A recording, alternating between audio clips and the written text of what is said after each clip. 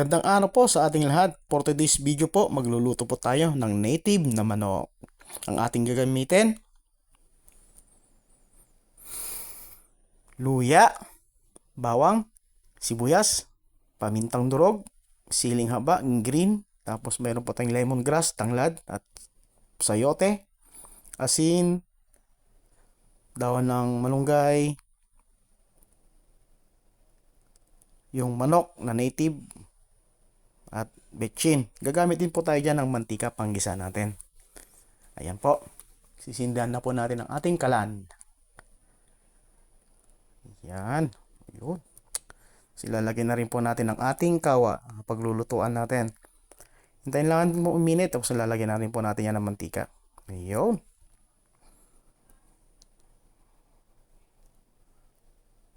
Yan. Lalagyan na po tayo ng mantika.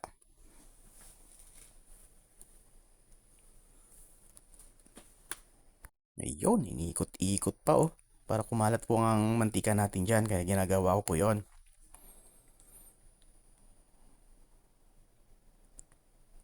Ang una ko pong nilalagay dyan, yung luya po. Ayan po. Pag nagluluto po talaga ako, luya po ang unang nilalagay ko. Depende po yan sa gusto nyo. Pwede nyo rin pong unahin sibuyas, pwede nyo rin pong unahin yung bawang. Pero sa akin po, luya po inuuna ko. Yan. Hindi ko na po binalatan ng ating luya dyan. Hinugasan ko na lang po ng maayos. Tapos hiniwa-hiwa ko po siya ng paba. Parang french fries. Oh, di ba? French fries. Yun, halo-halo lang. Para lumabas yung amoy. Ayan. Tapos isusunod na po natin dyan ang ating bawang. Bawang po. Yun.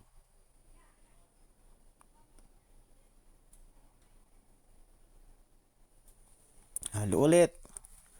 Halo-halo. Yun oh.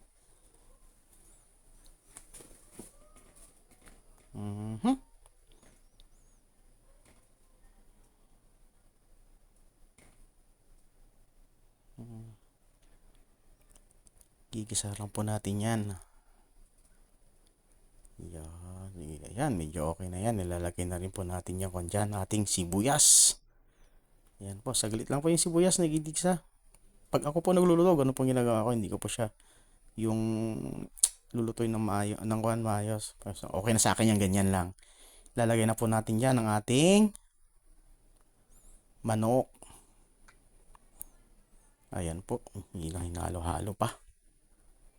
Ayan po, ilalagay na po natin ang ating manok. Yan, kating manok. Kung mapapansin nyo po, dalawang klase pong manok yung kinatay ko kanina. Yung isa po, kulay itim yung balat. Yung isa naman po, kulay puti. Ayun po, mapapansin nyo po yung pakpak ng isa tapos magkatabi yung hihita. Ayan po, dalawa pong manok. Kasi hindi naman po sila kalakihan, maliliit lang po sila.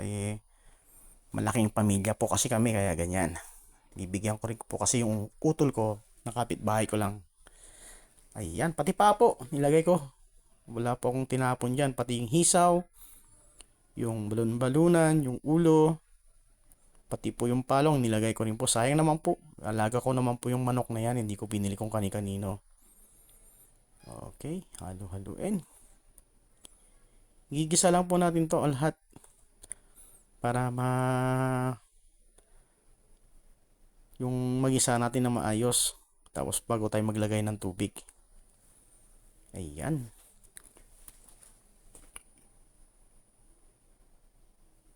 Masarap po ito kasi native po. Sabaw pa lang. Ayan, nilagay na rin po natin dyan yung ating nilagay. Yung nalaglag pala yun na puso. Nugasan ko po pala. Ayan. Tapos maglalagay na rin po natin dyan yung paminta. Para masama rin po siya sa gisa. Ayun.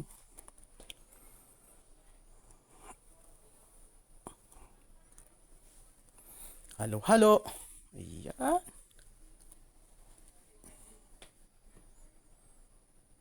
Basta ang kutsa lang siya. Pwede na yan. Naglalagay na tayo ng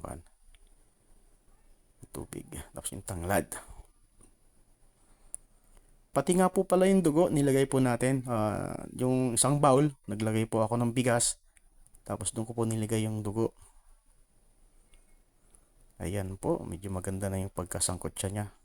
Ayan, no, kulay itim po yung balat, ng hita. Yun.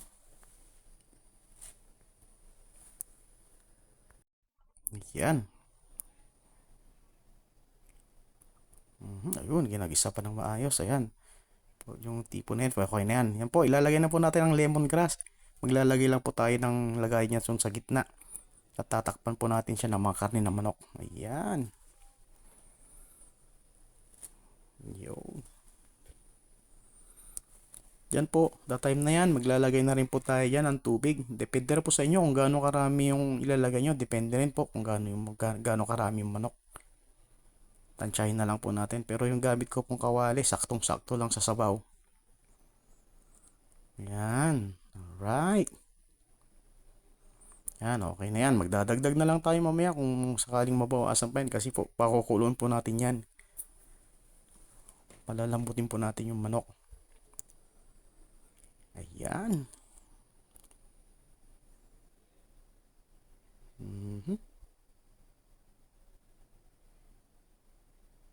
Ay, maglalagay na rin po tayo dyan ng asin. 2 kutsara po nilalagay natin asin. Kasi marami-rami po ito. Kung natatabangan po, pwede rin po kayo magdagdag ulit.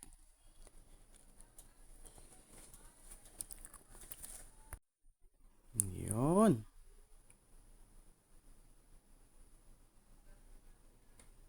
Ayan, tatakpan na po natin. Palalambutin na po natin. Yan. Buksan na yun. Kumukulo na po. Yan po sa kung na yan, naluhaluin lang po natin. Tapos check natin. Ganyan, ganyan. Okay. Yun. Lubog-lubog lang po natin yung ating lemongrass. Tapos yung mga karning umibabaw. Yun. Takip ulit.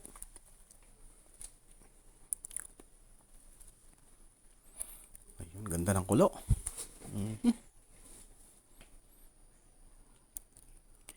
Ilalagay na po natin dyan ang ating dugo na nilagyan ng bigas. Ayan po, para po siyang spaceship. Ayan po, tumigas na po, namuuna po yung dugo.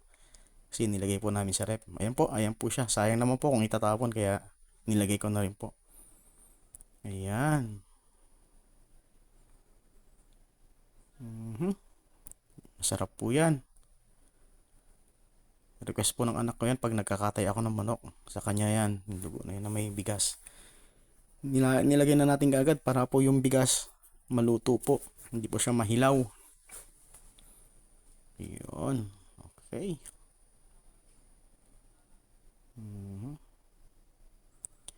Diyan po, sa time na yan, matagal na rin po siyang kumukulo. Check na po natin kung malambot.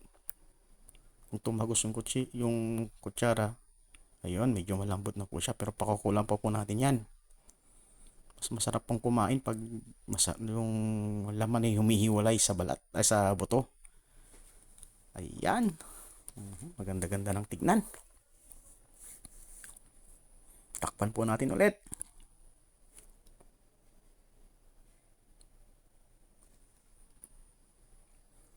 Ayan. Ang ganda ng kulo. Lalagay na po natin dyan ang sayote. Gumamit lang po ako dyan ng 2 pirasong sayote at hiniwa ko sa ganyang kalalaki.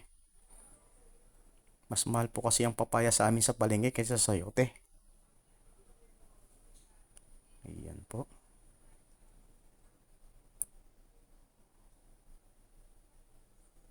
Ayun, marami-rami rin pala. Halos mapuno yung sabaw. Halos umapaw sa ating kawali. Ayan.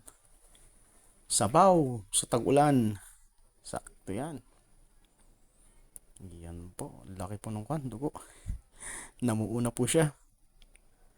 Takpan po natin ulit. Tayo po natin maluto yung ating sayote. Tapos ilalagay na po natin yung ating dahon ng malunggay at sili.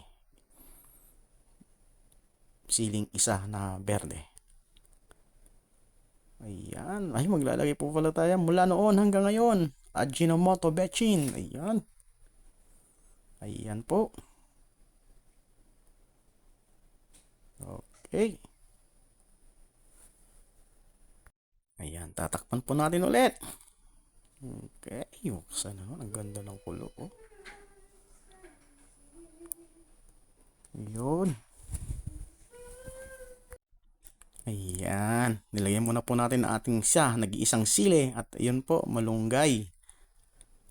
Pakukulon lang po natin ng isang beses yan. Tatakpan natin, pakulon ulit ng isang beses. At okay na po yan. Ayan, marami-rami po yung dahon ng malunggay natin. Dahon ng malunggay po, kinuha lang po natin yan sa ating tanim doon sa taas, sa rooftop. Yan, nakalibre na po tayo yan. Tapos yung manok, libre rin kasi alaga po natin. Yan, tatakpan lang po natin ng kanyan. Ay, titikman pa pala natin. Ayun, titikman natin.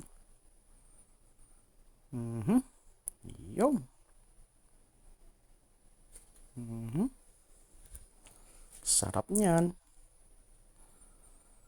Yun. Thanks for watching po. Please like, follow, and subscribe na lang po sa aking channel. Will C. Buksit po. TV. Thank you po. Maraming salamat po. Okay na po ito.